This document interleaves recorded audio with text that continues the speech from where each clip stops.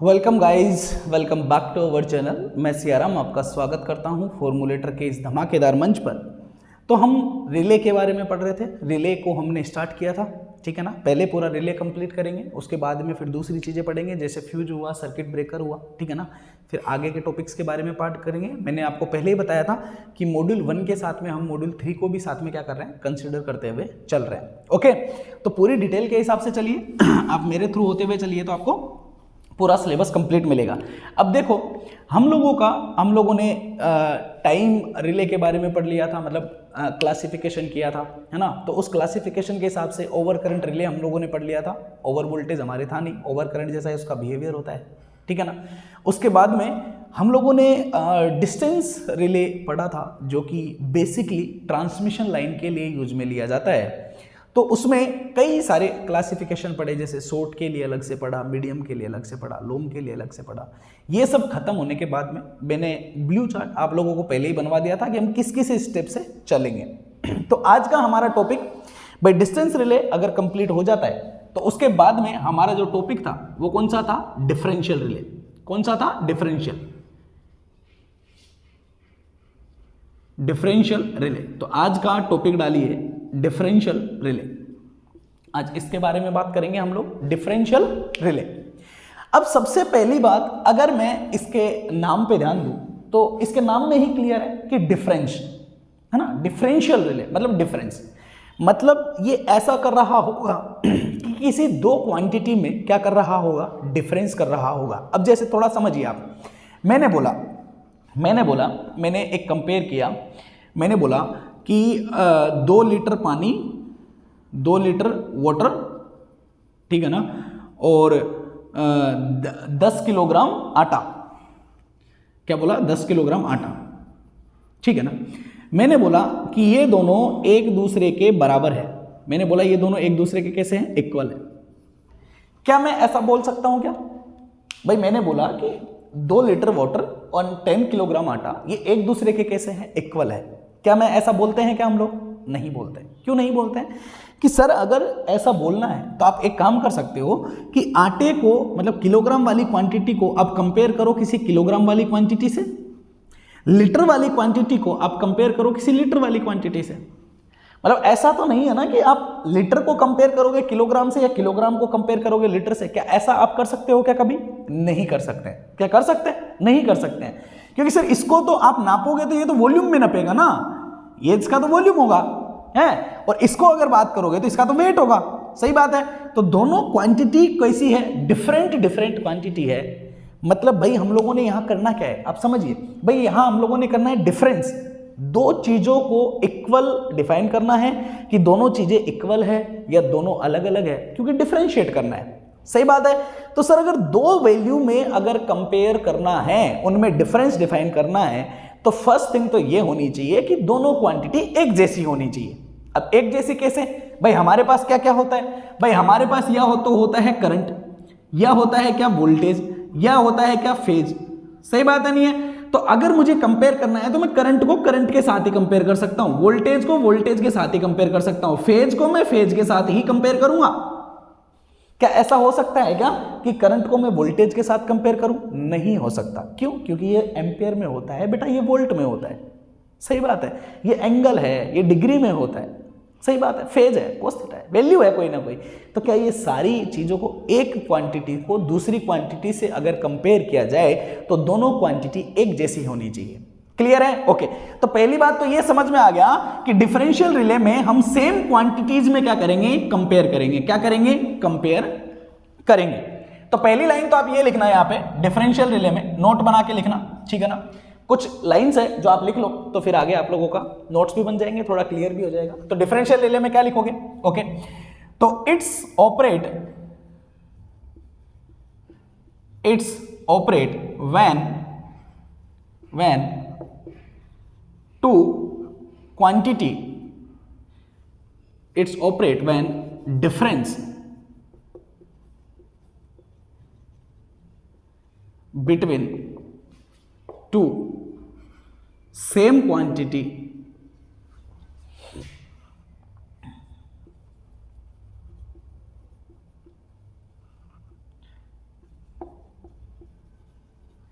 should be higher than some predetermined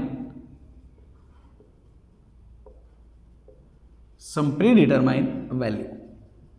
clear है ना? ये कब ऑपरेट करेगा? जब किसी क्वांटिटी का डिफरेंस किसी पर्टिकुलर वैल्यू से क्या हो जाए, ज्यादा हो जाए। मतलब जो पहले से आप लोगों ने बता रखा है कि भाई इससे ज्यादा हो जाएगा तो क्या करेगा, ऑपरेट करेगा। ये कंडीशन हम लोगों ने रिले में पहले भी पढ़ी थी कि रिले ऑपरेट जब करता है जब किसी प्री डिटरमाइन वैल्यू से उसकी वैल्यू क्या कर जाए, एक्सीड कर जाए किसकी, फॉल्ट की वैल्यू। अब वो कुछ भी हो सकता है, करंट हो सकता है, वोल्टेज हो सकता है, फेज हो सकता है। क्लियर है या नहीं है? बिल्कुल सही बात है। ओके, सेम नेक्स्ट लाइन लिखना, ठीक है ना? तो इसमें लिखना कि डिफरेंशियल रिले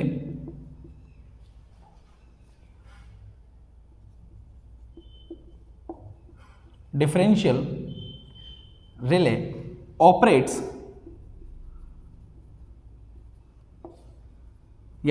या यूज्ड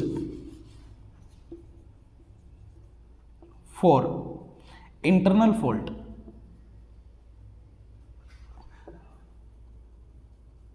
ठीक है ना? ओके, तो इसका मतलब क्या हुआ, यहां पे एक लाइन और लिख लेना, does not used for external relay, note लगा के। ठीक है, does not use for external, ठीक है, रिले। ये एक्सटर्नल रिले के लिए यूज में, एक्सटर्नल फॉल्ट के लिए कभी भी यूज में नहीं होता है। ठीक है ना? ओके, अब जैसे हम लोगों ने पढ़ा था डिस्टेंस रिले, तो डिस्टेंस रिले एक ट्रांसमिशन लाइन को प्रोटेक्ट करने का काम करता है, नॉन यूनिट प्रोटेक्शन होता है। सही बात है कि नहीं है? बिल्कुल सेम थिंग डिफरेंशियल रिले होता है, this is a unit protection. कैसा होता है? यूनिट। कैसा होता है बेटा? यूनिट प्रोटेक्शन होता है। अब एक बात बताओ, यूनिट प्रोटेक्शन कहां यूज में लिया जाता है? मैंने पहले भी आप लोगों को बताया था, कहां कहां होता है? जनरेटर में होता है, ट्रांसफार्मर में होता है, बस बार में होता है, इन्हीं में होता है। नॉन यूनिट कहां होता है? ट्रांसमिशन लाइन में। अब सोचो, इसके पहले वाला रिले था जो हम लोगों ने डिस्टेंस रिले पढ़ा था, वो आपका नॉन यूनिट होता है because that use for the transmission line. अब ट्रांसमिशन लाइन कितनी भी लंबी हो सकती है, सही बात है, बट डिफरेंशियल रिले एक ही होता है। ठीक है ना? हाँ, आप इसको यूनिट प्रोटेक्शन बोल सकते हो, लेकिन आजकल ये ट्रांसमिशन लाइन के लिए भी यूज में होता है, तो नॉन यूनिट का बिहेवियर भी आता है। सही बात है, लेकिन वो इतना ज्यादा एप्लीकेबल नहीं है। बेसिकली क्या है, ये यूनिट प्रोटेक्शन ही पाया जाता है। ठीक है ना? ओके, अगर इसको गलती से अगर इसको ट्रांसमिशन लाइन के लिए यूज में लिया गया, ओके, तो आप इसको फिर क्या बोलोगे? Non unit protection. ठीक है ना? हाँ, वो बाद की बात है, बाद में देखेंगे। अब देखो जरा ध्यान से, तो it's a unit protection. Next thing, it's used for किस किस के लिए? जनरेटर, डायरेक्टली लिख दो, it's used for generator, transformer and बस बार। किस किस के लिए यूज होता है? कि तो भाई सीधी सी बात है, प्रोटेक्ट करेगा, तो प्रोटेक्ट किस किस को करता है? जनरेटर को करता है, ट्रांसफार्मर को करता है, बस बार को करता है। सही बात है, जैसे एक जनरेटर रखा हुआ है तो वहीं पे लगा दिया, बहुत लंबा चौड़ा तो होता नहीं है जनरेटर, एक ही जगह होता है ना बेटा। सही बात है, ट्रांसफार्मर रखा हुआ है, वहां लगा दिया। ओके, और कोई बस बार है, बस बार एक ही जगह होती है, एक ही सब स्टेशन होता है, उस सब स्टेशन पे लगा दिया। समझ में आ गई कहानी? तो ये एक पर्टिकुलर वैल्यू जो किसी पर्टिकुलर जगह पे कोई इक्विपमेंट्स रखा हुआ है, उस इक्विपमेंट के ऊपर ही लगाया जाता है, तो इसका लंबाई से कोई वास्ता नहीं रहता, तो इसमें रीच वाली जैसी कोई सिचुएशन नहीं होती है। क्लियर है ना? तो ये सारे पॉइंट याद रखोगे। ओके, तो difference relay is use for internal faults, must be important कि ये सिर्फ इंटरनल फॉल्ट्स के लिए यूज में होता है, एक्सटर्नल फॉल्ट से इसका कोई भी लेना देना नहीं होता है। इंटरनल फॉल्ट का क्या मतलब हुआ? जैसे आपके पास एक जनरेटर है, जनरेटर के अंदर क्या होती है? वाइंडिंग्स होती है। सही बात है, कभी कभी क्या होता है, जैसे मान लो जनरेटर काफ़ी दिनों से यूज में हो रहा है, या सपोज डेट मान लो उसमें जो ऑयल की क्वांटिटी है वो मान लो क्या हो जाती है? कम हो जाती है। तो जब वो एक लोड के ऊपर ऑपरेट कर रहा होगा, है ना, तो कोई भी मशीन हो उसमें क्या होता है? हीट का प्रोडक्शन होता है, सिंपल सी बात है। अब उस हीट को कूलिंग करने के लिए या उस हीट से हमारी डिवाइस खराब ना हो, उसके लिए हम क्या करते हैं? उसमें ऑयल भर के रखते हैं। ठीक है ना? ट्रांसफार्मर ऑयल आप लोग जानते हो, ऑयल भर के रखते हैं। अगर मान लो उस ऑयल की क्वांटिटी कम हो जाए या कुछ भी हो जाए, तो कभी कभी ऐसा हो सकता है कि जो वाइंडिंग होती है वो वाइंडिंग हो सकता है या तो ब्रेक हो जाए बीच में से, है ना, या वाइंडिंग क्या हो जाए, जल भी सकती है कभी कभी। तो ऐसा क्या हो जाता है, जनरली ट्रांसफार्मर में हो जाता है। आप लोगों ने देखा होगा, अगर मैं एक छोटे लेवल पे के लिए बात करूं, ठीक है ना भाई, वहाँ पे प्रोटेक्शन तो नहीं होता, लेकिन फिर भी मैं बात करता हूँ। जैसे आप लोगों ने गली मोहल्ले वगैरह में देखा होगा, कभी कभी ट्रांसफार्मर फूक जाता है, मतलब उसमें से धुआं सी निकलने लग जाती है। ओके, लाइनमैन आता है, उसको खोलता है, चेक करता है, फिर वो बोलता है, क्या बोलता है कि इसकी वाइंडिंग जल गई है, क्या बोलता है, इसकी वाइंडिंग जल गई है, इसकी बुशिंग खराब हो गई है, ऐसी ही वर्ड बोलता है। सही बात है। तो वाइंडिंग जलने का क्या मतलब है कि वाइंडिंग जल गई मतलब अंदर से ट्रांसफार्मर में फॉल्ट आ गया है। भाई किसी लाइन पे तो नहीं आया है, बाहर तो नहीं आया है, सही बात है, ट्रांसफार्मर के अंदर फॉल्ट आया है, तो that type of fault is called your internal fault. अब जो मैंने ये बात आपको पहले भी बताई थी कि हमारे गली मोहल्ले वगैरह में जो ट्रांसफार्मर लगे होते हैं वो 10 का, 20 का, 40 का, 60 का सिर्फ इतने होते हैं, सही बात है। लेकिन एक जो डिस्ट्रीब्यूशन ट्रांसफार्मर होता है, जो एक मेन जीएसएस पे रखा होता है, वो जीएसएस के जो ट्रांसफार्मर होते हैं वो 5 MVA, 6 MVA, 3.15 MVA बड़े बड़े होते हैं, बहुत बड़े होते हैं, ठीक है ना। तो जैसे मोहल्ले के ट्रांसफार्मर कभी भी जल जाते हैं, अगर ऐसे वो जलने लग जाए तो फिर सरकार कहां तक चेंज करेगी, नहीं कर पाएगी ना। तो उन ट्रांसफार्मर को प्रोटेक्ट किया जाता है, बड़े बड़े ट्रांसफार्मर को क्या किया जाता है, प्रोटेक्ट किया जाता है, बड़े बड़े जनरेटर्स को क्या किया जाता है, प्रोटेक्ट किया जाता है, समझ गए। तो उनके प्रोटेक्शन के लिए ये रिले यूज में लिया जाता है, that is called your differential relay. अगर आप लोगों ने नाम सुना हो है तो मर्ज प्राइज रिले आप लोगों ने नाम सुना होगा, वो इसी का नाम होता है बेटा, कंफ्यूज मत होना, ठीक है ना, ठीक है ना। इस रिले का नाम भी आप लोगों ने सुना हो, तो डिफरेंशियल रिले को ही मर्ज प्राइज रिले बोलते हैं। मर्ज प्राइज रिले इसको क्यों बोलते हैं, तो एक साइंटिस्ट का नाम है ये, एक उस साइंटिस्ट ने इसमें कुछ मॉडिफिकेशंस किए थे, कुछ चीजें इसमें ऐड की थी, ठीक है ना, दैट्स वाई उसका नाम भी इसके साथ में जोड़ दिया गया। तो ये एक साइंटिस्ट के नाम के ऊपर है मर्ज प्राइज रिले, एक्चुअल में इसको क्या बोलते हैं, डिफरेंशियल रिले बोलते हैं। अब ये कैसे ऑपरेट करता है, ये क्वांटिटी में कैसे डिफरेंस देखता है, कुछ चीजें अपन लोग जान लेते हैं। जैसे इसको हटा दूं मैं, ओके, बड़ा ही सिंपल है, कोई डिफिकल्टी वाला लेवल नहीं है, बड़े प्यार से और आराम से आप लोगों को चीजें समझ में आ जाएगी, ठीक है ना। ओके, तो आप चीजों को समझने की थोड़ी सी क्या करना, कोशिश करना अच्छे से। ओके, देखो बेटा, अब सपोज दैट भाई मान लो मेरे पास कोई भी भाई दो ही चीजें हैं, मान लो मेनली एक इसके लिए यूज में होता है, या तो जनरेटर या ट्रांसफार्मर, मेनली इंटरनल वाइंडिंग उन्हीं में होती है, ठीक है ना। अब आपका जनरेटर हो या आपका क्या हो, ट्रांसफार्मर हो, हम लोग जानते हैं कि दोनों ही जो चीजें होती है, जो सब स्टेशन पे रखी हुई होती है, वो दोनों की दोनों कैसी होती है, 3 फेज सिस्टम होता है। कैसा होता है बेटा, 3 फेज सिस्टम होता है ना।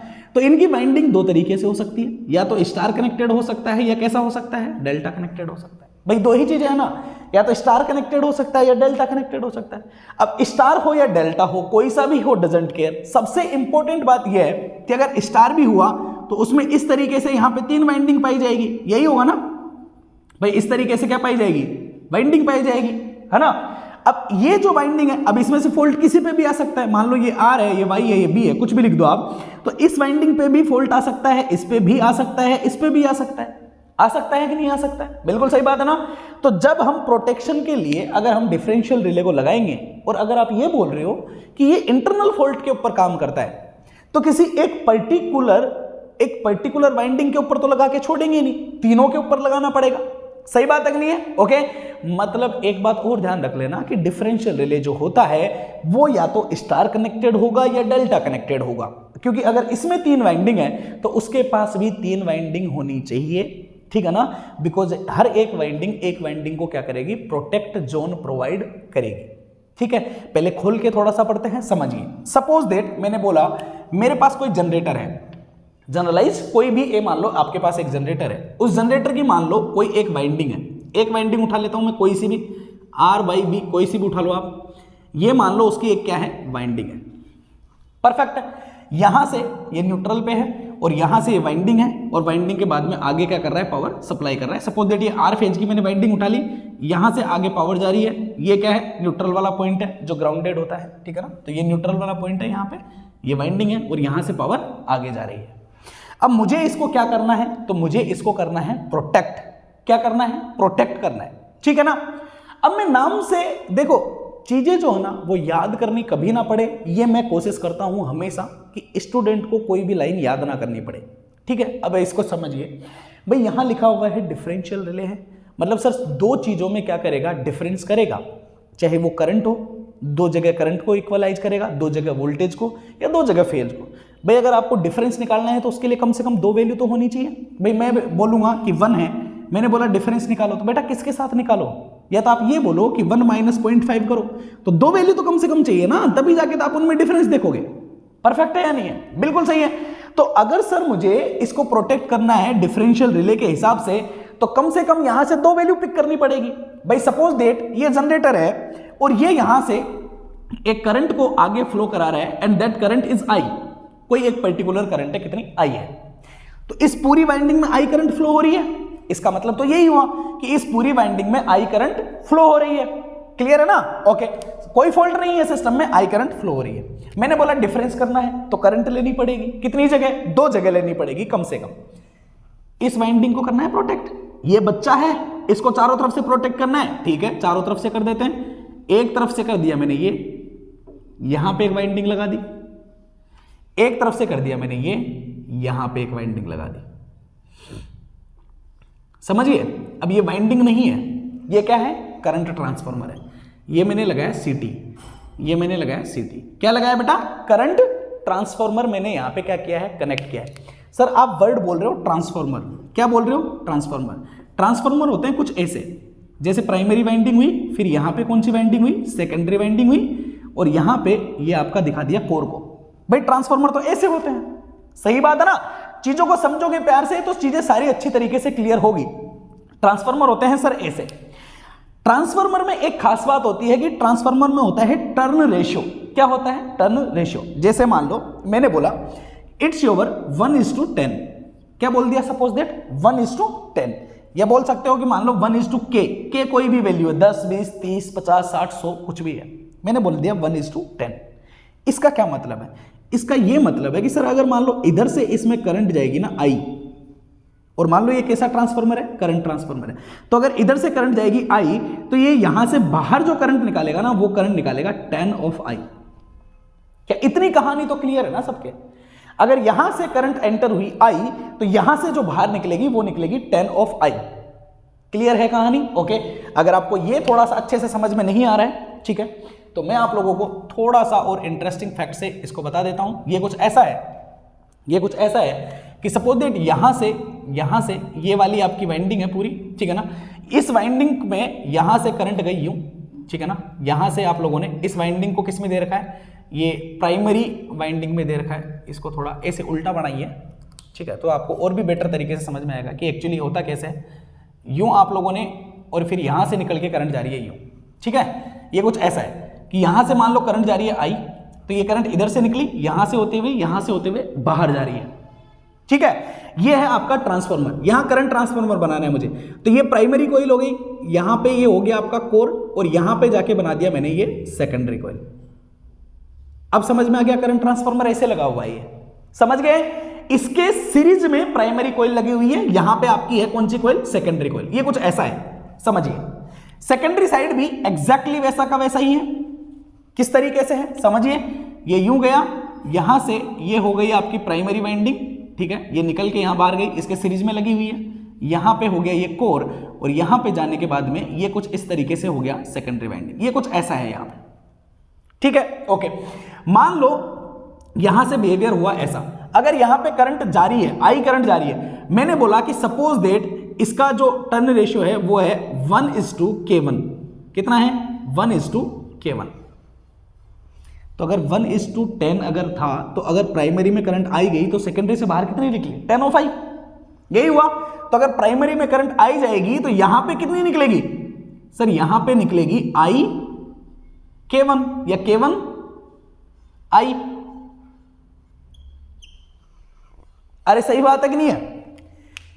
चीजें समझते हुए चलो, क्या सही बात है कि नहीं है? बिल्कुल सही बात है। कितनी निकलेगी? k1 आई निकलेगी। परफेक्ट है या नहीं है? बिल्कुल सही है सर, k1 आई निकली, ओके। अगर मान लो यही बात मैं यहां पे करूं, यही बात मैं यहां करूं कि यहां से एंटर हुई, यहां से एंटर होने के बाद में ये सेकेंडरी ट्रांसफार्मर हो गया। मान लो ये यहां से करंट इसमें बाहर निकल रही है, इसमें भी यहां से बाहर निकल रही है, तो यहां से करंट कितनी निकलेगी? तो सर टर्न रेशियो कितना है? मैंने बोला मान लो 1:k2 है, तो आप बोलोगे यहां से करंट निकलेगी k2 × i के बराबर। बताओ निकलेगी कि नहीं निकलेगी? एक वैल्यू, दो वैल्यू, हुई कि नहीं हुई? अरे सही बात है, बिल्कुल सही है ना, ओके परफेक्ट है। तो अगर मैं यहां से बात करूं, अब मुझे क्या बनाना है, डिफरेंशियल, मतलब इन दोनों में मुझे क्या देखना है, डिफरेंस को चेकआउट करना है। तो बेटा देखो कैसे किया जाता है, यहां से गया ये कुछ इस तरीके से, यहां पे एक कोयल लगी हुई होती है, ये होता है आपका रिले, यहां क्या लगा हुआ है, रिले, ये रिले है आपका, ये करेगा ऑपरेट, ठीक है। ये कनेक्टेड होता है कुछ इस तरीके से, ये कनेक्टेड होता है कुछ इस तरीके से, और ये कनेक्टेड होता है कुछ इस तरीके से, ठीक है ना। ये जो कोयल मैंने बनाई है, इस कोयल को बोलते हैं रिले कोयल, या you can say it's your operating coil. क्या बोलते हैं इसको, ऑपरेटिंग कोयल। अब ऑपरेटिंग कोयल क्यों बोली, क्योंकि ये रिले की कोयल है, अगर ये ऑपरेट करेगी तो रिले ऑपरेट करेगा, सीधी सी बात है, सही बात है, ओके। सपोज दैट इसके कुछ नंबर ऑफ टर्न्स है, मान लो मैंने बोला नंबर ऑफ टर्न्स कितने हैं इसके, n0 है, कुछ नंबर ऑफ टर्न्स है, ठीक है ना, ऑपरेटिंग है तो O से लिख रहा हूं मैं, ठीक है ना, तो इसको मैं n ऑफ O लिख देता हूं, यहां पे कुछ नंबर ऑफ टर्न्स है। अब जरा आप चीजों को ध्यान से समझिए, कुछ बेसिक क्वांटिटीज, आप क्या जानते हो कि किसी एंड से करंट अगर I निकल रही है तो उस पॉइंट पे वापस भी करंट I वहां से एंटर करनी चाहिए, सही बात है, according to your KCL law. आप जानते हो ना कि किसी पॉइंट से जितनी करंट लीव करती है उस पर्टिकुलर पॉइंट पे उतनी ही करंट क्या करनी चाहिए, एंटर करनी चाहिए, सही बात है। अगर यहां से K1I करंट जा रही है तो ये भी फिक्स है कि यहां से वापस एंटर होने वाली जो करंट होनी चाहिए वो भी कितनी होनी चाहिए, K1I ही होनी चाहिए। अगर यहां से K2I बाहर निकल रही है तो यहां से वापस जाने वाली जो करंट होनी चाहिए वो भी कितनी होनी चाहिए, K2I ही होनी चाहिए। क्या ये कहानी क्लियर है कि नहीं है, सही बात है। क्या सिस्टम में कोई फॉल्ट आया है, नहीं आया है, मतलब इधर जो करंट है वही करंट इधर है, तो क्या रिले को ऑपरेट करना चाहिए, नहीं करना चाहिए, क्योंकि सर मैंने फॉल्ट नहीं दिखाया यहां पे, कहीं भी फॉल्ट दिखाया क्या बेटा, नहीं दिखाया। अगर फॉल्ट नहीं दिखाया, जितनी करंट एंटर दिखाई है उतनी ही लीव दिखाई है, तो ये रिले ऑपरेट नहीं होना चाहिए, इस ऑपरेटिंग कोयल में कोई करंट नहीं होनी चाहिए। मान लो मैंने बोल दिया इसमें जाने वाली करंट क्या है, I0 है, परफेक्ट है। तो बताओ इस I0 की वैल्यू क्या होनी चाहिए, ठीक है ना। तो सर दो चीजें हैं, अगर मान लो आप लोगों ने इसको क्या कराना है, ऑपरेट कराना है, ऑपरेट कराना है, ठीक है ना, तो पहला कंडीशन वो ले लेते हैं, ठीक है ना, व्हेन या no fault, case 1, case first ले लिया, नो फॉल्ट, जब कोई सिस्टम में फॉल्ट नहीं है तो क्या रिले को ऑपरेट करना चाहिए, नहीं करना चाहिए, मतलब I ऑफ 0 की वैल्यू कितनी होनी चाहिए, 0 होनी चाहिए। बताओ सही बात है कि नहीं, भाई इसमें कोई रिले ऑपरेट नहीं होना चाहिए। आप जानते हो ना ट्रिप कोयल, रिले को ऑपरेटिंग सिस्टम में पढ़ा था ना, ट्रिप कोयल, अगर उसमें MMF जनरेट हो जाता है तो वो एक फोर्स लगाता है जिससे रिले क्या करना है, रिले का सिस्टम क्या करता है, ऑपरेट करता है। होता है ना वहां पे करंट ट्रांसफार्मर, पोटेंशियल ट्रांसफार्मर, उनमें करंट गया तो वो क्या डेवलप करती है, एक MMF डेवलप करती है ना बेटा। MMF डेवलप होते ही वो क्या करता है, ऑपरेट करता है। तो यही ऑपरेटिंग कोयल है, अगर इसमें MMF डेवलप हुआ, MMF डेवलप हुआ तो ये क्या करेगा, ऑपरेट करेगा। अब MMF के लिए क्या होना चाहिए, अगर मान लो मैं आपने बोला कि MMF, अब किसका MMF, मान लो आपने बोला ऑपरेटिंग कोयल, भाई MMF एक फोर्स है, मैग्नेटोमोटिव फोर्स। अगर आप बात करोगे तो बेटा यही बोलोगे ना कि उसके नंबर ऑफ टर्न्स और उसमें फ्लो होने वाली करंट, है ना। अब नंबर ऑफ टर्न्स तो है ही सही, अगर करंट आ गया तो MMF आ जाएगा, सही है। अगर फॉल्ट नहीं है तो क्या रिले ऑपरेट करना चाहिए, क्या नहीं करना चाहिए। तो हम ये चाहते हैं कि MMF कितना बना रहे, 0 बना रहे, तभी वो ऑपरेट नहीं करेगा। अगर MMF आ गया तो ये ऑपरेट करना शुरू कर देगा, समझ में आएगा नहीं। तो ये 0 चाहिए मुझे। अब ये 0 कैसे हो सकता है, सोचो, अगर मैं इस नोड की बात करूं, यहां पे ये वाली करंट इनकमिंग है, ये वाली करंट आउटगोइंग है, और ये वाली करंट आउटगोइंग है, यही लिया है आपने, ओके। तो अगर ओवरऑल बात करूं, KCL अगर मैं लगाऊं तो क्या बोलूंगा कि सर K1I इक्वस टू ये गया, this is your I0 plus your K2I। आप क्या चाहते हो, फॉल्ट है क्या सिस्टम में, नहीं है, इधर भी I करंट है, उधर भी I करंट है, इधर भी I है, इधर भी I है, फॉल्ट नहीं है। फॉल्ट नहीं है तो ये I नोड जो होना चाहिए वो क्या होना चाहिए, 0 होना चाहिए। तो अगर मैं इस I नोड की बात करूं तो मैं लिख सकता हूं कि it's your K1I minus your K2I, perfect है। और भी अच्छे से लिखूं तो मैं ये लिख सकता हूं कि it's K1 minus K2, it's multiply with I, and these value must be equals to 0 when fault doesn't occur, है ना। अगर ये 0 होना चाहिए तो क्या होना चाहिए सर, K1 और K2 का डिफरेंस 0 होना चाहिए, परफेक्ट है। तो यहां से क्या कंडीशन निकल के आई कि K1 must be equals to your K2। Clear हुआ कि नहीं हुआ, ठीक है ना। तो मोस्ट इंपॉर्टेंट एक लाइन यहां से क्या हो गई कि सर डिफरेंशियल रिले जब हम लोग यूज लेते हैं या मर्ज प्राइस रिले जब हम लोग यूज लेते हैं तो उसमें जो दो ट्रांसफार्मर यूज किए जाते हैं करंट ट्रांसफार्मर, उन करंट ट्रांसफार्मर का जो टर्न रेशियो होना चाहिए, भाई ये K1 और K2 क्या है, टर्न रेशियो है, तो टर्न रेशियो जो होना चाहिए वो कैसा होना चाहिए, सेम होना चाहिए। ठीक है, अगर वो सेम नहीं हुआ, अगर वो सेम नहीं हुआ तो क्या होगा कि फॉल्ट आने के बजाय, फॉल्ट नहीं आएगा तो भी इस कोयल में करंट आ जाएगा और रिले क्या कर जाएगा, ऑपरेट कर जाएगा।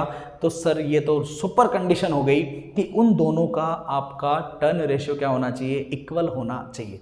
क्लियर है या नहीं है? ओके, तो यहां से एक कहानी लिख सकता हूं मैं, इसको थोड़ा हटा सकता हूं यहां से। ओके, अब देखो बेटा जरा ध्यान से समझिए, तो यहां से एक लाइन बिल्कुल क्लियर हो चुकी है, वो ये है, ठीक है, कि फॉर डिफरेंशियल रिले, ठीक है पूरा लिख लेना आप लोग, for differential relay the turn ratio of both transformer, both current transformer या transformer must be same, must लिख रहा हूं मैं, ध्यान रखना, होना ही चाहिए, मस्ट बी सेम। दोनों कैसे होने चाहिए बेटा, बराबर होने ही होने चाहिए। अगर बराबर नहीं होंगे तो क्या होगा, फॉल्ट नहीं आएगा तो भी रिले क्या कर जाएगा, ऑपरेट कर जाएगा, जिसको आप बोलोगे फॉल्स कंडीशन, कि विदाउट फॉल्ट के ही रिले ऑपरेट कर रहा है और ट्रांसफार्मर को या जनरेटर को क्या कर दे रहा है, बंद कर दे रहा है। क्लियर है या नहीं है, कहानी क्लियर हुई? ओके, अब नेक्स्ट कंडीशन, ये सिचुएशन वो थी जब हमारे सिस्टम पे कोई फॉल्ट नहीं था।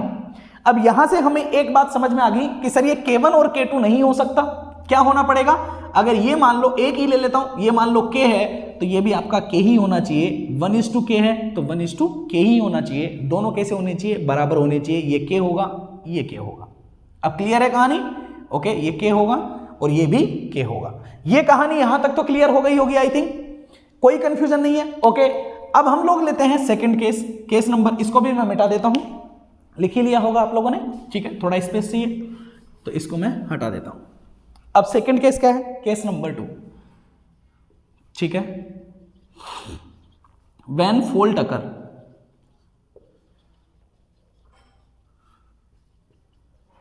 ठीक है, अब फॉल्ट कैसा ले रहा हूं मैं, इंटरनल,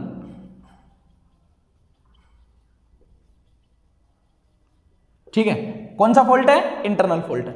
अगर इंटरनल फॉल्ट आया तो मतलब इसके और इसके बीच में कहीं फॉल्ट आ रहा है, इसके और इसके बीच में कहीं क्या आ रहा है, फॉल्ट आ रहा है। मान लो ऐसा हुआ कि ये जो वाइंडिंग है ना, ये वाइंडिंग आपके ट्रांसफार्मर की किसी बॉडी से या जनरेटर की किसी बॉडी से किसी से क्या हो गई है, मान लो टच हो गई है, तो यहां पे के सिस्टम में क्या आ गया, फॉल्ट आ गया, है ना, बॉडी से वगैरह से किसी से टच हो गई है, अर्थिंग में करंट जा रही है, ऐसा मान लो कुछ हो गया, तो क्या हो रहा होगा भाई, मान लो यहां से करंट आई, यहां से कुछ करंट उस टच की वजह से ग्राउंड में चले गया, जिसको आपने बोल दिया फॉल्ट करंट, तो यहां पे कुछ करंट जाएगी, तो क्या ये करंट और ये करंट बराबर हो सकती है क्या, नहीं हो सकती है। मान लो ये करंट है, मान लो कितनी I1 है, तो ये करंट कुछ अलग हो जाएगी, मान लो कितनी हो जाएगी, I2 हो जाएगी। क्या ये दोनों करंट सेम हो सकती है, नहीं हो सकती, बिकॉज सर बीच में फॉल्ट आ गया ना, तो दिस प्लस दिस, नहीं sorry, this plus this must be equal to this, but these and these values are doesn't equal, दोनों कैसी रहेगी, अलग अलग रहेगी। सिंपल सी बात है, सिंपल वसूल है, कोई टेंशन वाली बात नहीं है, ठीक है कि नहीं है, बिल्कुल सही है। तो सर क्या आ गया, फॉल्ट आ गया। अब अगर इसमें करंट I1 है, इसका 1:K है, तो यहां तो सिंपल सी बात है भाई, करंट होनी चाहिए KI1, अगर यहां 1:K है, I2 है, तो यहां करंट होनी चाहिए KI2, ये KI2 आई इधर से, KI1 आई इधर से। अब इसके लिए तो वही होना चाहिए कि जितनी यहां से लीव कर रही होगी उतनी ही एंटर करनी चाहिए, तो इसका बिहेवियर रहेगा KI2 सेम, इसमें जितनी लीव करी उतनी यहां से एंटर होगी, तो यहां पे कितना रहेगा, KI1। अब बताओ ऐसा होना चाहिए या नहीं होना चाहिए, परफेक्ट है, यही डायग्राम बनेगा जब सिस्टम पे फॉल्ट आएगा, सही है। तो इस ऑपरेटिंग कॉइल के साथ क्या हो रहा होगा, जरा इसको समझते हैं कि अगर मैं इस पॉइंट के ऊपर KCL लगाऊं तो कहानी कुछ ऐसी बनेगी, ये इनकमिंग है, ये आउटगोइंग है, ये आउटगोइंग है, परफेक्ट है। तो आई कैन से कि your KI1 must be equal to your I0 plus your KI2। अब एक बात बताओ बेटा कि जब सिस्टम पे फॉल्ट आ जाए, जब सिस्टम पे फॉल्ट आ जाए तो क्या रिले को ऑपरेट करना चाहिए? क्या बिल्कुल ऑपरेट करना चाहिए। सही, अगर रिले को ऑपरेट करना चाहिए तो क्या ट्रिप कोयल का या आपकी ऑपरेटिंग कोयल का एमएमएफ जीरो होना चाहिए? क्या नहीं होना चाहिए। अगर जीरो नहीं होना चाहिए तो क्या इस आई नोड को जीरो होना चाहिए? क्या नहीं होना चाहिए। तो क्या इस आई नोड को मुझे जीरो लेना चाहिए? नहीं सर, ऑपरेट करवाना है। ठीक है, रिले को क्या करवाना है? ऑपरेट करना है, क्योंकि हमें इसे सिस्टम को प्रोटेक्ट करना है, क्योंकि फॉल्ट आ रखा है। सही है ना? बिल्कुल। तो अगर मैं इस आई नोड की बात करूं तो आई कैन से कि this I naught must be equal to your K of I1 minus K of I2, यही होगा। अगर मैं आई नोड की बात करूं तो आई कैन से दिस इज माई के I1 माइनस I2, यही पाया जाएगा कि नहीं पाया जाएगा?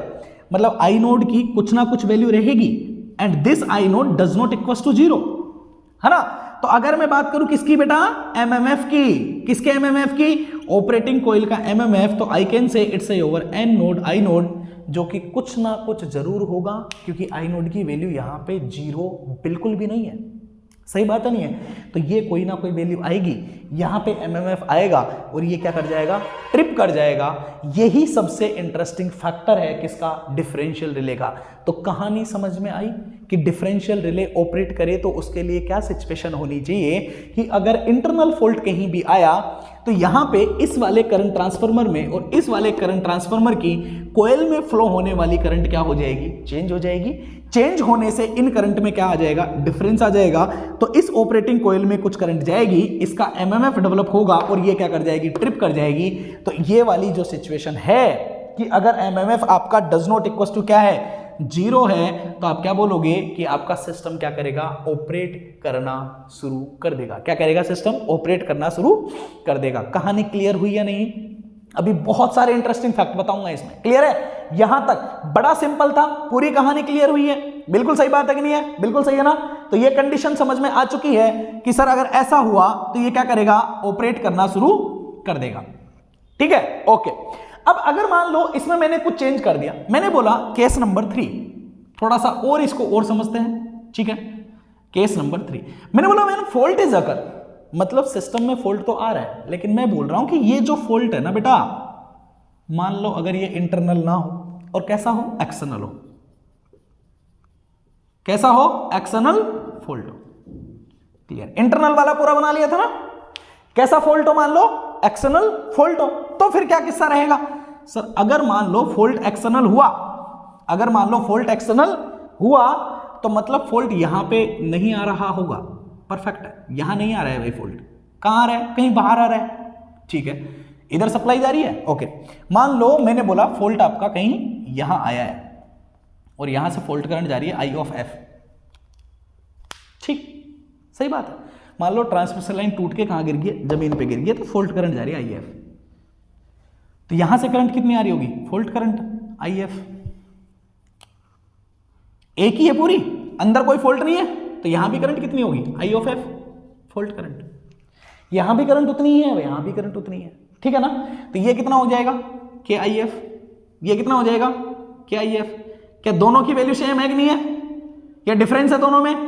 अरे दोनों की वैल्यू सेम है या अलग अलग है? अरे सर सेम ही तो है, सारी की सारी। तो क्या बोलोगे आप? ये I zero must be equal to zero. Why? Because, ठीक है, because the current in the current in the current transformer, the current in the both of the current transformer is remain same. सही बात है। that's why the current या operating current, that's why the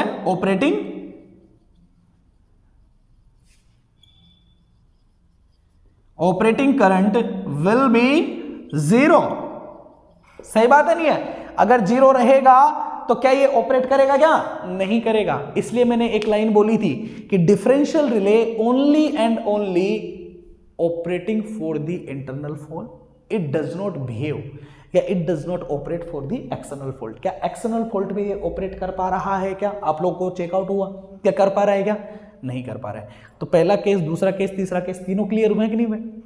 पूरी कहानी clear है, कोई परेशानी वाली बात नहीं है। सही बात है कि नहीं है? बिल्कुल सही है ना? ओके, अब कुछ और चीजों को समझते हैं। ये केस क्लियर हो गया बेटा? तो ये यहां से क्या समझ में आया कि ये सिर्फ आपके इंटरनल फॉल्ट्स को ही रिमूव करेगा, एक्सटर्नल फॉल्ट से इसका कोई भी वास्ता नहीं है, एक्सटर्नल फॉल्ट्स पे ये ऑपरेट बिल्कुल भी नहीं करेगा। क्लियर है? ओके, अब इसको मैं हटा देता हूं। अब जरा और समझते हैं चीजों को, ध्यान से समझो। देखो भाई, फॉल्ट आ गया, ठीक है ना, ये सारी कहानियां कर ली हम लोगों ने, समझ में आ गया कि ये आपके एक्सटर्नल फॉल्ट के ऊपर ऑपरेट नहीं करेगा, ये सिर्फ किसके लिए ऊपर ऑपरेट करेगा? इंटरनल फॉल्ट्स के ऊपर ही क्या करेगा? ऑपरेट करेगा। एक्सटर्नल फॉल्ट से इसका कोई भी वास्ता नहीं है। क्लियर है बेटा? ओके, अब देखो, अब थोड़ी सी कहानी और समझते हैं। केस 1 हम लोगों ने जो पढ़ा था, उस केस 1 के ऊपर थोड़ा सा वापस से चलते हैं, समझिए। केस 1 हम लोगों ने जो पढ़ा था, वो पढ़ा था कि जब हमारे सिस्टम में कोई भी फॉल्ट ना हो, तो हम लोगों ने ये देखा था कि उसके लिए फर्स्ट कंडीशन ये होनी चाहिए कि your K1 must be equal to your K2, मतलब दोनों का टर्न रेशियो क्या होना चाहिए? बराबर होना चाहिए। अब ये टर्न रेशियो जो हम लोगों ने लिया, ये टर्न रेशियो हम लोगों ने बराबर क्यों लिया? अब अगर मान लो मैंने बोला कि इसका टर्न रेशियो है मान लो 1:10, या इसका टर्न रेशियो है मान लो आपका 1:10, दोनों का टर्न रेशियो कैसा है? सेम है। समझ गया बात को? लेकिन दोनों के दोनों क्या है बेटा? ट्रांसफॉर्मर है। दोनों के दोनों क्या है? ट्रांसफॉर्मर है। अब ट्रांसफॉर्मर में कई सारे फैक्ट होते हैं, जैसे ट्रांसफॉर्मर में पहला फैक्टर पाया जाता है कोर। सही बात है। कौन सी कोर होती है? फेरोमैग्नेटिक कोर होती है।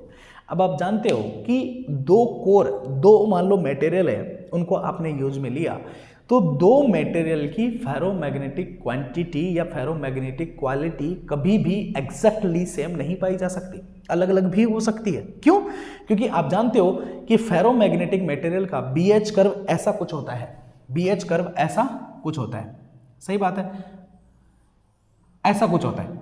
ओके, तो हो सकता है कि एक जनरेटर ऑपरेट कर रहा हो इस रीजन में, दूसरा जनरेटर ऑपरेट कर रहा हो इस रीजन में, अलग अलग मोड में भी ऑपरेट कर सकते हैं। सही बात है।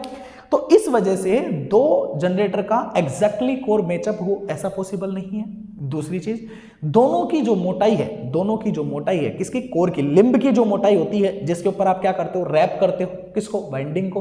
हो सकता है उसमें माइनर सा क्या हो? डिफरेंस हो सकता है। हो सकता है उनकी साइज में हल्का सा क्या हो सकता है? डिफरेंस हो सकता है। सही बात है। उनका सैचुरेशन का जो लेवल हो सकता है, वो दोनों का थोड़ा क्या हो सकता है? अलग अलग हो सकता है। सही बात है। तो ये कई सारे फैक्टर होते हैं जो क्या करते हैं? सिस्टम के ऊपर ऑपरेट करते हैं। उस वजह से क्या होता है कि ये K1 और K2 जो होते हैं, वो हम फिजिकल तरीके से जब हम ऐसे वाइंडिंग करते हैं, तो हम लोगों ने क्या किया? मान लो इसका 1:10 कर दिया, मान लो प्राइमरी वाइंडिंग पे 1 टर्न रखा, सेकेंडरी वाइंडिंग पे मान लो कितने कर दिए? 10 कर दिए। इसमें भी ये किया कि प्राइमरी वाइंडिंग पे 1 टर्न कर दिया, सेकेंडरी वाइंडिंग पे मान लो कितने कर दिए? 10 कर दिए। 1:10 का क्या कर दिया? टर्न रेशियो कर दिया। ठीक है। लेकिन फिर भी क्या होता है? कभी कभी ऐसा होता है कि सेकेंडरी साइड में, जैसे मैंने बोला कि ये एक ट्रांसफार्मर है, ठीक है ना, और इसका टर्न रेशियो है मान लो कितना? 1:10। मैंने बोला यहां से 1 एम्पियर गई, तो आपने बोला यहां से 10 एम्पियर क्या आ जानी चाहिए? बाहर आ जानी चाहिए। ये एक आपका क्या है? ट्रांसफार्मर है। ठीक है। आपने यहां एमीटर लगाया, नापा, 1 मीटर थी, यहां एमीटर लगाया, नापा, मान लो कितनी थी? 10 एम्पियर आई। ठीक है। अब मान लो एग्जैक्टली ऐसा का ऐसा ट्रांसफार्मर ही आपने क्या बनाया? दूसरा बनाया।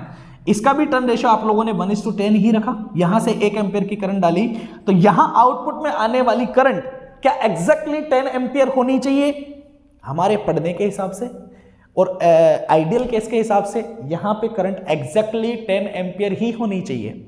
लेकिन बेटा ये जो करंट हो सकती है, हो सकता है ये 10.2 पाई जाए, हो सकता है ये 9.8 पाई जाए, हो सकता है ये 9.9 पाई जाए। ठीक है ना, मतलब अप्रोक्सीमेटली 10 रहेगी। या मैं ये नहीं कह रहा यहां एग्जैक्टली 10 मिलेगी, यहां भी 10.1 मिल सकती है, 9.8 मिल सकती है। क्यों मिल सकती है? बिकॉज टर्न रेशियो के अलावा कई सारे फैक्टर्स और भी वर्क कर सकते हैं, जैसे your BH curve. BH curve आपका लीनियर नहीं होता है, नॉन लीनियर फैक्ट होता है। सही बात है। और अक्सर मान लो फॉल्ट उल्टा जाते हैं जब, तो BH फैक्टर काम करता ही करता है। सेकेंड चीज, कोर का साइज होता है, टर्न का साइज होता है, वायर की मोटाई होती है। सही बात है नहीं है, कितना एक टर्न को कवर करने में कितना एरिया लग रहा है उसकी बात होती है, ठीक है ना। कोर के सैचुरेशन की बात होती है, फेरोमैग्नेटिक मटेरियल की बात होती है। ओके, तो इस तरीके से कई सारी प्रॉपर्टीज होती है, इसलिए दो ट्रांसफार्मर कभी भी एक दूसरे से परफेक्टली मैच नहीं हो सकते। मतलब यहां से 1 एम्पियर किया, आपने बोला कि मुझे सेकेंडरी में 10.1 एम्पियर करंट मिल रही है, तो यहां पे आपको कभी भी ये कोई फिक्स नहीं है कि 10.1 एम्पियर ही मिलेगी। हो सकता है 10 मिल जाए, हो सकता है 10.2 मिल जाए, हो सकता है 9.9 मिल जाए। परफेक्ट है। तो हल्का सा करंट में हमेशा क्या पाया जाता है, डिफरेंस पाया जाता है। ये माइंड में सेट कर लीजिए बात, हमेशा करंट में क्या पाया जाएगा, डिफरेंस पाया जाएगा। क्लियर हुई कहानी? क्यों? बिकॉज सर दो ट्रांसफार्मर या दो सिस्टम कभी भी एक दूसरे से प्रैक्टिकल या आइडेंटिकल क्या नहीं हो सकते हैं, मैचअप नहीं कर सकते हैं। ठीक है कहानी, अब तो समझ में आई होगी। तो हम लोग क्या करते हैं, फिजिकल तरीके से जब करंट ट्रांसफार्मर बनाते हैं तो इनके टर्न रेशियो हम लोग क्या लेते हैं, सेम लेते हैं। इनके टर्न रेशियो जो लेते हैं हम लोग कैसे लेते हैं बेटा, सेम लेते हैं, 1:k। लेकिन फिर भी क्या होता है कि इसकी जो सेकेंडरी में मान लो यहां करंट आई जा रही है, यहां करंट आई जा रही है, ठीक है, लेकिन फिर भी जब सेकेंडरी आउटपुट मिलता है तो कभी कभी ऐसा होता है कि यहां मान लो करंट मिल रही है KI1 और यहां करंट मिल रही है मान लो कितनी, K(I2), दोनों में अलग अलग करंट पाई जाती है। क्यों? क्योंकि अभी मैंने सारी कहानी समझा दी। सही बात है नहीं है? ओके, तो क्या होता है, क्या लिखोगे, ठीक है ना, कि two transformer can not B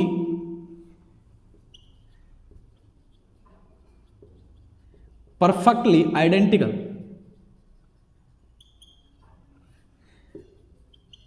That's why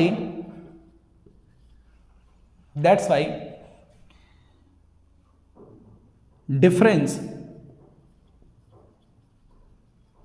between the output of the current transformer is occur.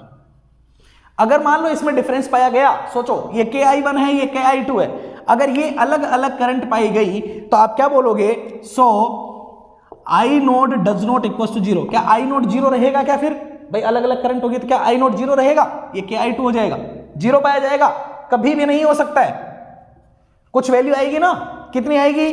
तो that's why your I naught equal to your KI1 minus I2, यही मिलता है, ये मिलेगा और ये क्या करेगा, सिस्टम को ट्रिप करवा देगा, फॉल्ट आ जाएगा। सही बात है? Okay, that the reason for the false tripping, क्या लिखोगे, ठीक है, इसकी वजह से क्या होता है, फॉल्स ट्रिपिंग। फॉल्स ट्रिपिंग का मतलब है कि फॉल्ट नहीं आया, फिर भी रिले क्या कर गया, ट्रिप कर गया। किसकी वजह से किया? समझ में आई बात? किसकी वजह से किया? वजह से क्या सर, दोनों एक परफेक्टली आइडेंटिकल नहीं थे, उस वजह से थोड़ा सा क्या कर गया, ट्रिप कर गया। समझ में आ गई कहानी? तो ये प्रैक्टिकल लाइफ में होता है, ऐसा पाया जाता है, फॉल्स ट्रिपिंग हो जाती है, विदाउट फॉल्ट आए भी सिस्टम क्या कर जाता है, ट्रिप कर जाता है। तो सर ये तो गड़बड़ हुआ भाई, जनरेटर में फॉल्ट ही नहीं आया, ट्रांसफार्मर में फॉल्ट ही नहीं आया। सही बात है, फिर भी रिले ऑपरेट कर गया और जनरेटर ने ऑपरेट करना बंद कर दिया, तो आपको बार बार सिस्टम को जाके चालू करना पड़ेगा, क्योंकि भाई माइनर जो चीजें है ना, छोटी मोटी चीजें तो फ्लक्चुएट करती ही रहती है हमेशा। सही बात है? ओके, तो ये एक सिस्टम में क्या है, परेशानी है, किसमें, डिफरेंशियल रिले में। ठीक है, ओके, तो इसको फिर रिमूव कैसे किया जाता है, ठीक है, तो अब लिखना रीस्ट्रेनिंग या रेजिस्टेंस कॉइल, या रीस्ट्रेनिंग कॉइल लिख लो।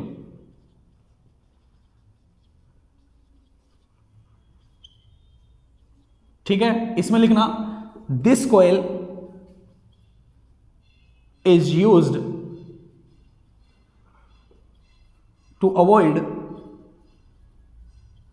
False tripping in the system. समझ गए? तो ये फॉल्स ट्रिपिंग को क्या करना है, खत्म करना है, उसके लिए रीस्ट्रेनिंग कॉइल का क्या लिया जाता है, यूज लिया जाता है। अब देखो, दो टॉर्क होते थे ऑपरेटिंग टॉर्क, समझो ध्यान को, या डिफ्लेक्टिंग टॉर्क और रीस्ट्रेनिंग टॉर्क। डिफ्लेक्टिंग टॉर्क डिफ्लेक्शन दिखाने के काम आता था, रीस्ट्रेनिंग टॉर्क उसको अपोज करने के काम आता था। समझ में आया? डिफ्लेक्शन यहां कौन दिखा रहा है? ये ऑपरेटिंग कॉइल, इसको आप डिफ्लेक्शन, इसके टॉर्क को आप क्या बोल सकते हो? डिफ्लेक्शन टॉर्क भी बोल सकते हो। इसका एमएमएफ आ रहा था ना, फोर्स ही तो था वो टॉर्क ही तो दिखाएगा।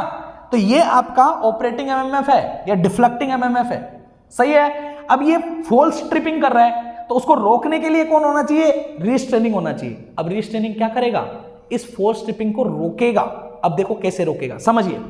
तो हम लोग क्या करते हैं, यहां पे एक कोयल यूज में और लेते हैं। कैसे लेते हैं समझिए, और वो कैसे वर्क करती है। तो यहां पे ये तो आपकी ऑपरेटिंग कोयल होगी है, इसके अलावा मैंने यहां पे एक कोयल और बना दी है।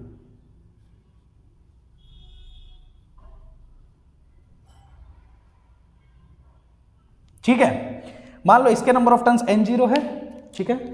ऑपरेटिंग की वजह से 0 लिखा था मैंने, O लिखा था, n ऑफ O। ये रीस्ट्रेनिंग है, तो ये कोयल एंड ये कोयल, ये दोनों मिलके आपके रीस्ट्रेनिंग कोयल को क्या कर रही है? रिप्रेजेंट कर रही है, ठीक है। तो this coil is also called restraining coil, RC। This coil also restraining coil. आदि मैंने इधर यूज किए, आदि इधर यूज किए, ठीक है। इसके total number of turns n0 लिए थे। मान लो इसके n ऑफ R है, तो इसको मैं लिख देता हूं यहां पे nr/2 मैंने इधर लगा दिए और आधे मैंने लगा दिए इधर, nr/2। क्लियर है कहानी? आधे इधर लगा दिए, आधे इधर लगा दिए, सही बात है। तो ये क्या करेगी?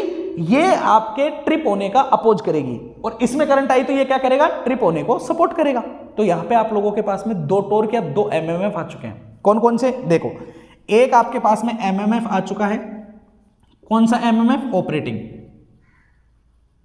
ठीक है, या इसको बोल सकते हो आप डिफ्लेक्टिंग, सही बात है, जो कि ऑपरेटिंग कॉइल दिखा रही है। कितना है? n0 I0, परफेक्ट है, ओके। दूसरा रीस्ट्रेनिंग कॉइल रोकने का काम कर रही है, तो एक एमएमएफ आपके पास में और आ चुका है, ठीक है ना, और उसको आप क्या बोलोगे? रीस्ट्रेनिंग, सही बात है। अब ये एमएमएफ कितना होगा बताओ भाई sir? Number of turns multiply उसमें जाने वाली करंट। नंबर ऑफ टर्न्स यहां कितना है? nr/2।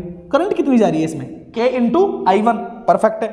तो एक तो हो गया आपका nr/2 multiply with k into I1 plus, अगर मैं बात करूं दूसरे की, इसमें भी nr/2 है, करंट कितनी जा रही है इसमें? तो that is your k into I2। देखो दोनों में करंट एक ही डायरेक्शन में जा रही है, इसमें भी इधर से इधर ही जा रही है, इसमें भी इधर से इधर ही जा रही है। तो एमएमएफ क्या होंगे? ऐड होंगे। अगर करंट का डायरेक्शन दोनों में अलग अलग होता तो यहां पे मैं प्लस ना लिख के क्या लिखता? माइनस लिखता, ठीक है ना। शायद आपको उधर का थोड़ा दिखेगा नहीं, तो मैं इसको थोड़ा सा इधर लिख देता हूं बेटा। तो that's my MMF of restraining, perfect है, ओके। क्या होना चाहिए? That's my nr/2, it's your k_I1 plus it's your n of r divide by 2 and that's your k of I2। यही होना चाहिए। अब मुझे क्या करना चाहिए? अगर मान लो आपके सिस्टम पे फॉल्ट आता है तो ये रिले ऑपरेट करना चाहिए, अगर सिस्टम पे फॉल्ट नहीं आता है तो ये रिले ऑपरेट नहीं करना चाहिए, ठीक है। एक केस लूंगा, दोनों चीजें क्लियर हो जाएगी। ये क्लियर है, ये क्लियर है, ठीक है ना, ओके। अगर मान लो मैंने बोला, इसको मैं हटा देता हूं यहां से, थोड़ा सा समझने की कोशिश करो, ठीक है। अब देखो, व्हेन फॉल्ट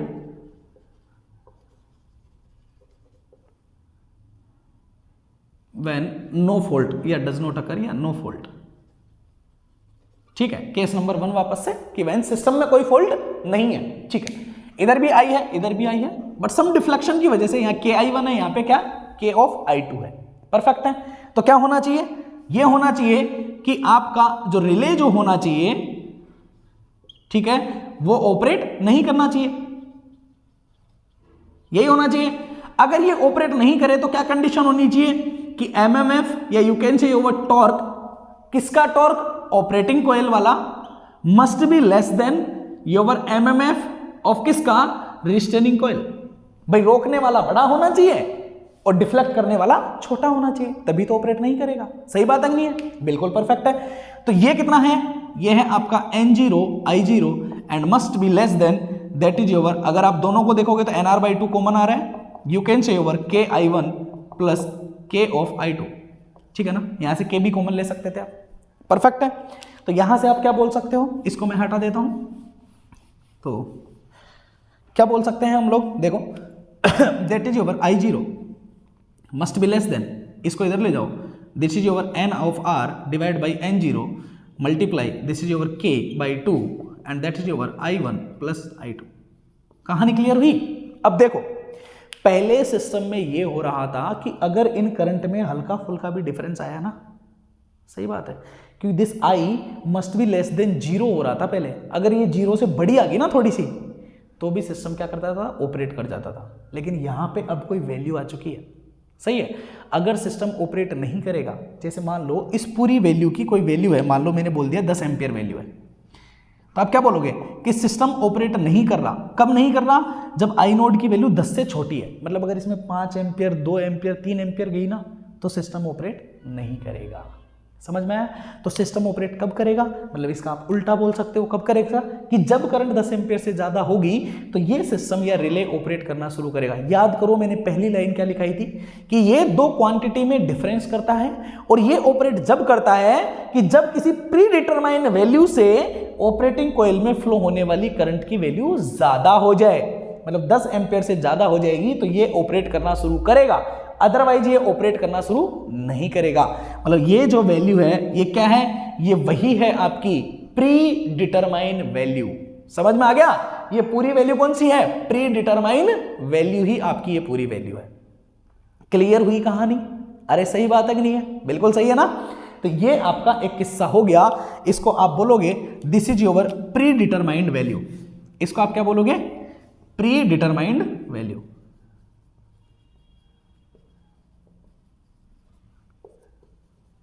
समझ में आ गया किस्सा, ये आपका प्री डिटरमाइंड वैल्यू है। अब बताओ कितना सिंपल है, कोई डिफिकल्टी वाली बात है इसमें, अरे नहीं है ना, बड़ा ही आसान सिस्टम है। समझ में आई बात, ये बड़ा ही आपका सिंपल और आसान वाला सिस्टम है। इसमें आई होप आप लोगों को कोई भी दिक्कत नहीं आनी चाहिए। क्लियर हुआ या नहीं, सही है, परफेक्ट एकदम ओके। अब और कुछ चीजें पढ़ा देते हैं। अगर मान लो फॉल्ट आ जाता सिस्टम में, अरे सर फिर तो कोई दिक्कत ही नहीं है। क्यों भाई, अगर मान लो फॉल्ट आ गया, यहाँ पे ये फॉल्ट आ गया, मतलब मान लो I ऑफ F है, ठीक है ना, तो ये करंट अलग है, मान लो ये I है, तो ये मान लो कितनी है, I डैश है, तो यहाँ पे करंट अलग होगी, लिख दिया मैंने KI1, यहाँ पे करंट अलग होगी KI2, वही बात है, सही है ना।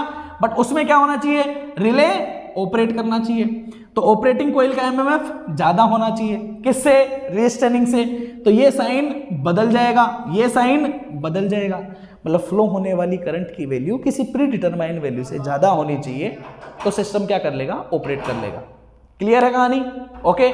आई होप ये क्लियर रहा होगा, ये पूरी की पूरी सिस्टम आपका क्लियर है, ठीक है, okay. Thank you very much, मिलते हैं अगली क्लास में, थैंक यू वेरी मच।